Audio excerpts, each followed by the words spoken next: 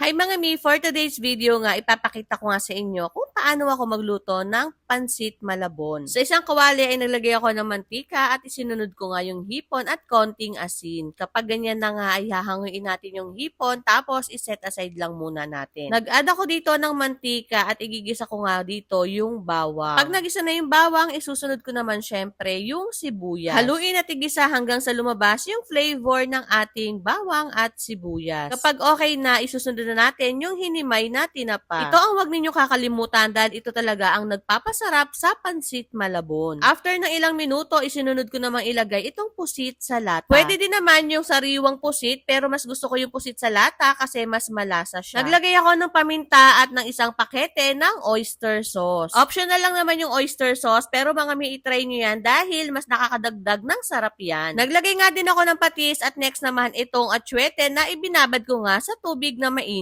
Hindi ako gumagamit ng food coloring sa pansit malabon. Mga mi atsuete talaga yung ginagamit kong pampakulay. Naglagay nga pala ako ng 1.5 na tubig dyan. Sunod naman, pampalapot itong 2 cups ng chicharon powder. Itong sauce recipe nga pala ay para sa 1 kilong pansit malabon. Bali mga may 3 cups nga ng chicharon powder yung nagamit ko dahil nakulangan ako sa lapot. Kapag kumulo at lumapot na, isunod na natin ilagay itong pinalambot ko na nga na malabon noodles. Mas maganda mga mi, maibabad nyo yung malabon noodles ninyo ng mga 5 oras. Nang sa ganon, madaling lumambot at mas maging buhaghag siya. At ayan na mga mi, luto na yung ating pansit malabon na talaga namang sobrang sarap. I-try nyo nga itong recipe na to at siguradong hindi kayo mapapaya sa bisita ninyo.